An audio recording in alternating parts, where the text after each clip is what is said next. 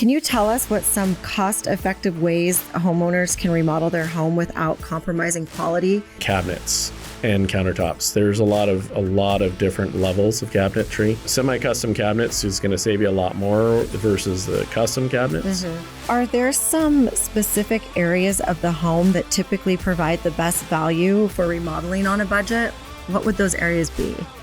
Top areas are going to be the areas that are used the most. Okay. Pre-planning, project management, organization. If you don't have those foundational parts in place, it's going to run amok.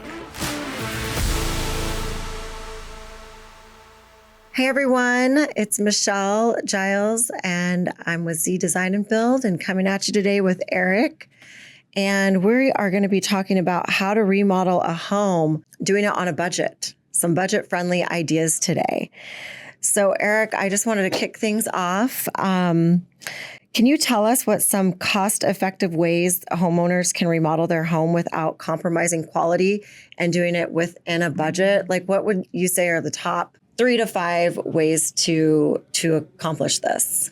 I'd probably start with cabinets and countertops. There's a lot of different levels of cabinetry. There's the entry level from the home stores, which we usually do not recommend just for, unfortunately, quality concerns. But the next step up is what we kind of call semi-custom, that are plywood cabinets. They have self-closing doors and drawers. They're higher quality. Some that can be painted or stained from the factory. But they lack the opportunity to do any sort of customization, wine racks, off size to fit in a certain location, whatnot. And then of course there's the full on custom cabinetry, which is, can go anywhere from, $30,000 to $50,000, $100,000. So semi-custom cabinets is going to save you a lot more versus the custom cabinets. And again, on a budget, say if you're doing custom cabinets at $40,000, you could probably get semi-custom cabinets for anywhere between $15,000 and $20,000. Okay. And of course, when you're, for at least on our end, as far as our standards on Zee, high quality standards, those cabinets are great. I would use them in my own home. And at the same point, the other end of it too is that we don't install garbage product. Right. I would always hesitate and try to discuss with a client how to kind of swing away from doing those options. I would say the next one would be flooring. Okay. The biggest part would be, there's a lot of higher quality LVP vinyl plank flooring. Okay. That can be used, where square foot pricing can be $3 to $4 a square foot, whereas in the first generation of that product, it was lacking a lot of product image. Right. So bringing in LVP flooring that looks more like engineered or hardwood flooring is a great option, or even engineered hardwood flooring is a great option too, because hardwood is going to obviously be the higher end cost, and that obviously can be an open-ended conversation about that. So you can get whatever kind of flooring you want. But when you get into engineered hardwood, it is built with product that can make it either a floating floor or a nail down floor. The products inside it are not full wood. So there's the price difference where LVP is going to be on your lower end price tag, engineered hardwood is going to be in your middle price tag, and then hardwood is going to be on your top tier. And then going back to flooring as well, the other end of it too is kind of with tile. There's a lot of really neat features with lower price tagged tile that reflects and or looks very similar to high grade tile, that has the same quality and same durability, just doesn't cost as much. So if you're willing to pay for porcelain or ceramic versus an Italian grotto tile, then your price tag is going to be a lot a lot different, $3-4 a square foot versus, anywhere between $15 and $20 a square foot. Those would be the kind of the top three that I would say would be cabinets, flooring, and tile work, depending on what you're trying to do in the house itself. Okay. The big one though kind of comes with working with a footprint or a layout that you currently have. So if you're good with not having to remove the walls and you're just wanting to kind of update the cabinets or your space, that's going to save you a bunch as well, because then we're not having to do as much demo. We're not having to deal with structure. We're not having to deal with a lot of reframing or readjusting electrical or plumbing. So just basically replacing of cabinets and countertops and flooring and maybe even some trim and paint touch-up. Yeah. And it definitely change the whole look of your space without it kind of breaking the bank. Got it. Those are great tips. So are there some specific areas of the home that typically provide the best value for remodeling on a budget? What would those areas be? Top areas are going to be the areas that are used the most. Okay. And nowadays, kitchens are one of the biggest spaces that are used almost daily, of course. You're cooking, you're hanging out with your family, but also when you're gathering with your friends and your family, having parties, whatever it may be, they're self-centered to the kitchen because of meals and just the congregation around that. Kitchens are going to be your biggest seller, because when people are looking, if you're trying to sell or just the resale of the price tag of your house, kitchens are the biggest bang for your buck for that resale cost. The other end of it, though, comes into thinking of the next space that is used the most often. That's going to be bathrooms, more specifically the master bathroom. Yes. The master bathroom is going to be the spot where, again, you have a couple or just a single person living in their own home. Their master bathroom is going to be the space outside of their bedroom and outside of the kitchen that is going to be used quite often, daily, to the point where it's kind of an oasis or a kind of a getaway, depending on, having a sanctuary, exactly. Having a tub or a shower and just the relaxation, kind of like a spa nature kind of feature. So the master bathroom is a big hit. Kitchens, of course. And then it kind of lives with moving into family rooms and living rooms. Okay. Those are the big spaces that usually are then connected to the kitchens. If you have an open concept place, or just in general with the house having the next room, having the kitchen and the dining, or the kitchen and the living room attached, you're going to be kind of intermingling between those two spaces. And of course, most homes, you're entering into the home usually into the living room or entry to the living room or the family room. So that's usually also the first place the first impression from anyone that comes into your home, whether, again, your resale value, just image for family and friends entering your house, and of course your own home. Right. So these are some questions that we've got from, our audience on Facebook, on social media. So some of our followers are wanting to know, how can homeowners prioritize their renovation projects to achieve the most impact with a limited budget? So it kind of plays in with the first couple things that we've talked about, is choosing materials that are going to be budget friendly. Yeah. And really, cabinets, countertops, flooring, those are going to be your top tiers, as far as those are going to be the bigger price tag items. Because, of course, your flooring goes throughout your house, your cabinets and your countertops are in your bathrooms and your kitchens. So those, and of course, they're a large part of a budget. So as far as making decisions, and of course, going back into kitchens and the bathrooms and the living spaces, focusing on those areas with these products, finding products that are beneficial, and also the opportunity to kind of, I don't want to say fads, but the opportunity that you're not choosing purple cabinets and yellow countertops and orange paint. Like you're not trying to make it something that is not, the lack of a better word, norm. Right. Because most people in our society all have very similar aesthetics and tastes. And there's no wrong answer on that, but just in the general sense of that when we try to create for a resale value, try to have it to where the majority is in the like mode. Okay. Love that.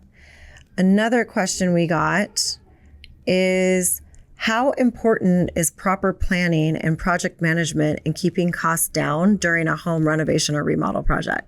Great question. That is actually a question that gets asked almost every single project we do. And the best way to kind of put this is that pre-planning, project management, organization, all of that work that is behind the scenes before any construction happens is so pivotal that you're not, if you don't have those foundational parts in place, it's going to run amok. Yeah. And so what I tell clients is, they ask me, they're like, hey, we'd love to start tomorrow. And I'm like, well, the first steps are planning. Because I don't want to start a construction project and we're doing your kitchen and we tear out your kitchen cabinets and we've done demo, we've done the site prep, we've done framing, we've done electrical, we've done the plumbing rough-in. And now we have to wait another 6 weeks for your cabinets because we started on the schedule that you were hoping for, but now we have such a downtime that now you are out for an additional 6 weeks that you don't have your kitchen, and it's not a functional and efficient way of doing things. So it's beneficial for them to be able to keep their kitchen or their whatever space that are in without also having the fact that it, on the other end of it, on the crew side, it keeps them on an efficient basis, that there's no downtime for them, that as they're working with the project, that they keep their focus on that. Right.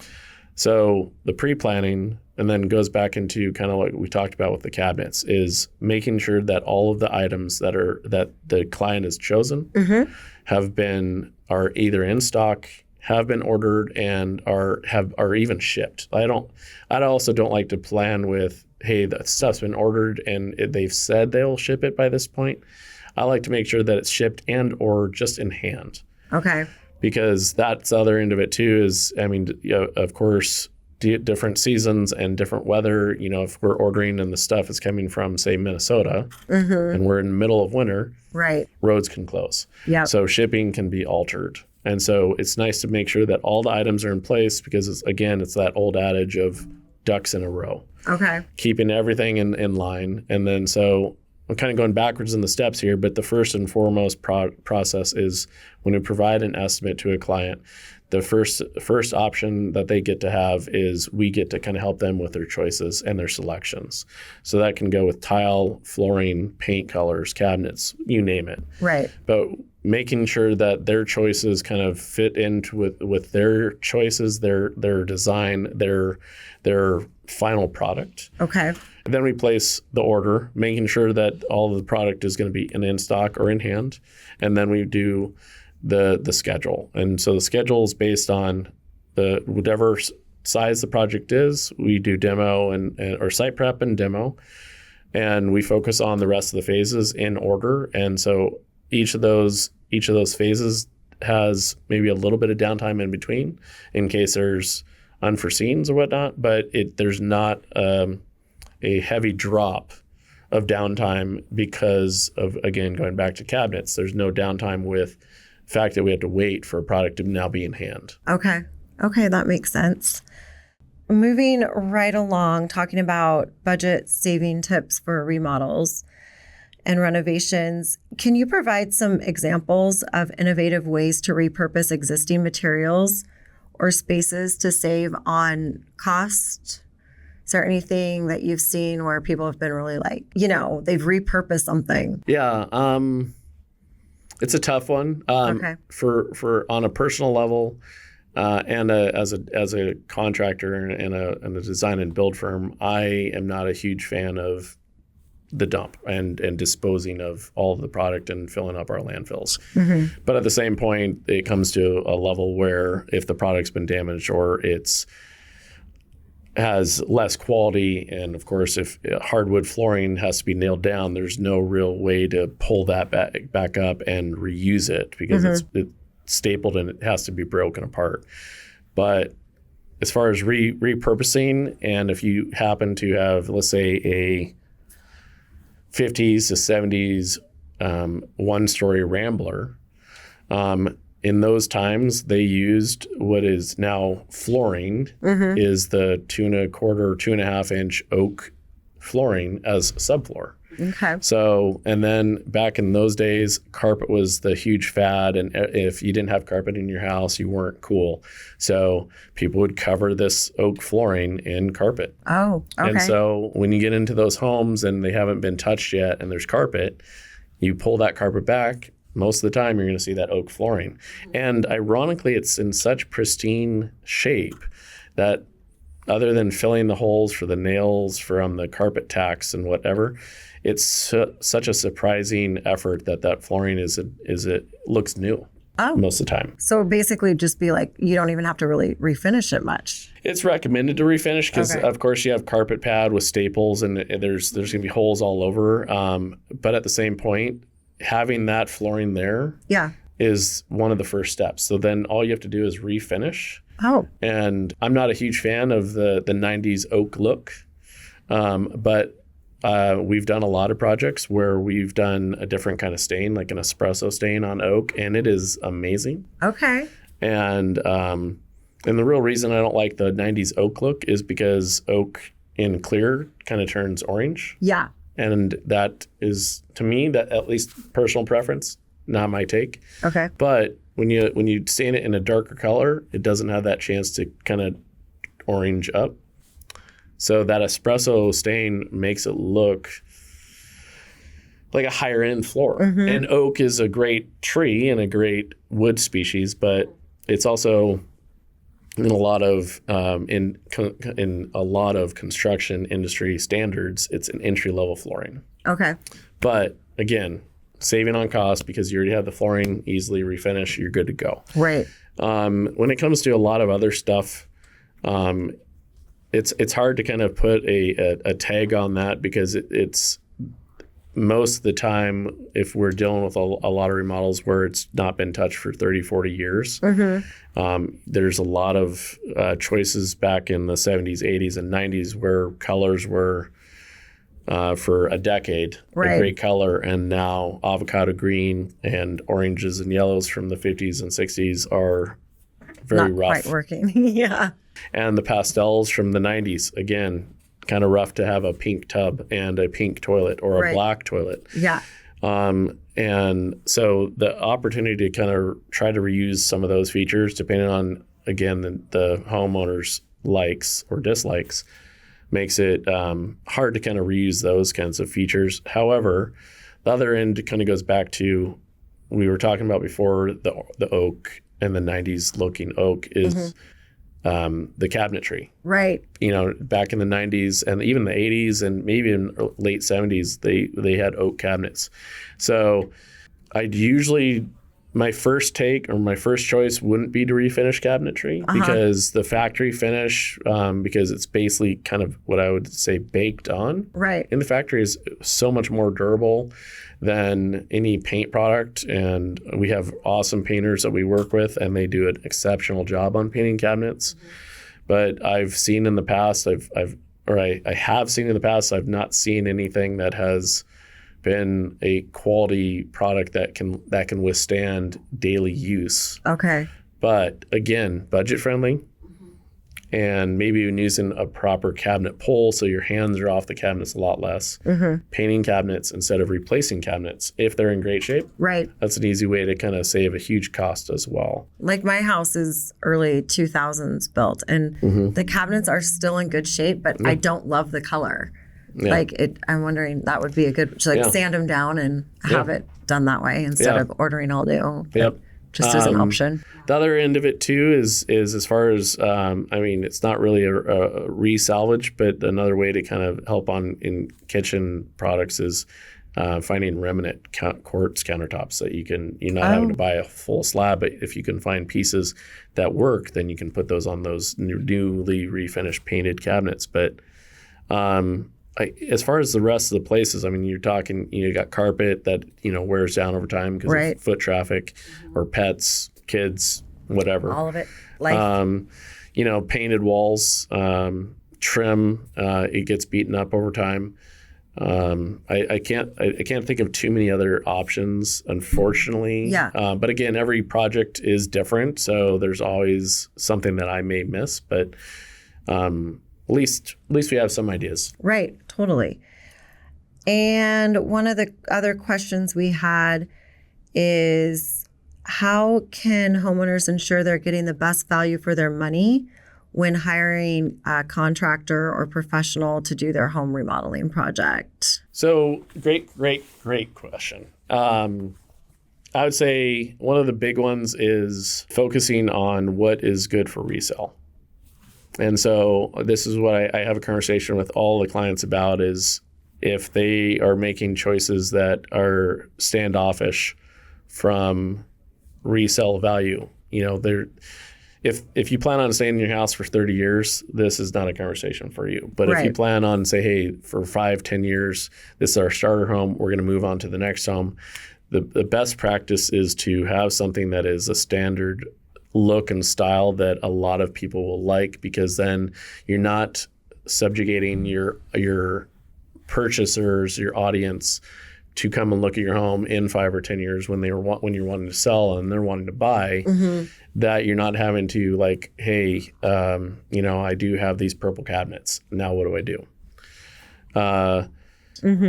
Yeah, so I mean, that would be kind of the biggest one is focusing on standards, kind of keeping it practical. And of course, we're, as a company, we will give you suggestions from that phase as well. But you'd hope that you would want a contractor that can vocalize those kinds of things without having to be a full yes man. Like, be proactive about it and just say, this is what we see, and let them know. Okay. Because really, like, the whole point, and this kind of goes back to what all these videos are about as well, as education.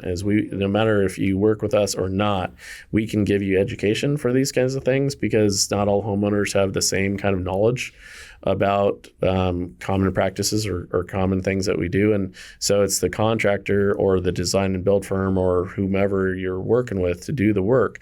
It's really their job and goal is to make sure that you're knowledgeable and that you're guided. Right. And if you're not being guided and you're not being helped, then you might not have the right contractor to be working with in the first place. And then one other question that we had on this subject is, a lot of the DIY stuff is in trend now. There's all the shows about it. And of course, homeowners want to come in and say, I can do this by myself. What are some of the projects that you see have been successful for the homeowners doing DIY, and where they can kind of work lock and step with you? Yeah. And then also, what are some not so good ones to choose for DIY? Let's start with the not. Okay. The first and foremost, unless you are very knowledgeable in electrical and plumbing, and especially electrical, don't mess with it. Okay. For safety reasons, right off the bat, shock and fire hazards, safety in general. If you're not knowledgeable, don't do it. Hire an electrician, hire a professional that knows what they're doing, making sure that you're covered. Okay. Because the last thing we want to have is anyone hurt, harm, or worse to themselves or to others. Those are the top two as far as the nots. The other one really kind of, and this kind of goes for the do or the don'ts, is it all depends on the knowledge that the client has too. There can be a lot of clients that, hey, they've seen the shows and they're like, oh, I can do this as well.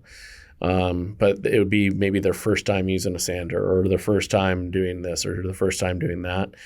Have a little bit more guidance if you're incapable I love it. I love passion. I love people wanting to DIY, and of course we do that as well as just consumers. Right. But making sure that if you're doing it, do it right. Do it right the first time, because then it's a whole nother ball game if you're having to have it fixed and taken care of or repaired or replaced. Right. Depending on what you do, because then it costs even more to kind of, because you're already a step now behind. Yeah. As far as the dues, I mean, there's quite a bit that can be done. I mean, let's go with like right off the bat, there's demo. You know, they're depending on, again, going back to the project, structural. There's structural walls. There's electric. There's electrical in the walls. There's plumbing in the walls. There's a lot of stuff that is inside those walls. So safety, making sure that you're just not blowing through like the Kool-Aid man through a wall, but that you're doing it right and you're doing it proper. And this should go without saying, but making sure you're wearing all the right safety equipment, safety glasses, hard hat if necessary, you know, hard steel-toed boots. So in case you don't step on nails, you're not harming yourself again or others. Okay. But the demo is a pretty straightforward one. We usually, even when clients ask if they can do the demo themselves, we also give a stipulation in there that there are quite a few things that homeowners or DIYers overlook if they do demo. For instance, if you're taking down the drywall, you also have to remove all the screws and the nails, because that we need to get to a fresh line. Right. So a lot of people don't understand that, hey, I've pulled the drywall down, now it's done. Well, then the crew still needs to kind of remove that stuff, which is not a problem. Another big one is painting. I unfortunately am not a painter. I despise painting. To me it takes forever. It does. And so, but there are a lot of people that love to kind of go into that realm and do it, and we're all for it. Again, you know, our crews, depending on the project, could take a couple days to handle their stuff. And so homeowners, including myself, it could take me 5 to 7 days to do one room sometimes, because you get all the tape up and everything like that, and the paint still bleeds through, and you're just like, okay, I should have started with a painter. But that goes back into, as far as schedule goes, as far as any DIY work that is involved where we're combining the professionals with the homeowner, the client, and the DIYer, is also the understanding that that schedule is involved with this too. So if we have painters that normally would take 2 or 3 days, is it a savings for you to do the DIY sections if it's going to take you longer, which would then hold up the project and or hold up the timeline? So then you're causing kind of an obstacle or a hiccup or a speed bump. Right. Outside of that, it all depends on your knowledge and usability of tools. Okay. So if you know how to work a nail gun, trim might be in a chop saw, you're able to do trim. Okay. There's a lot of other technical stuff that can be done, but right off the bat, demo and painting are usually the top two that clients we kind of point the clients towards. Okay. Great information.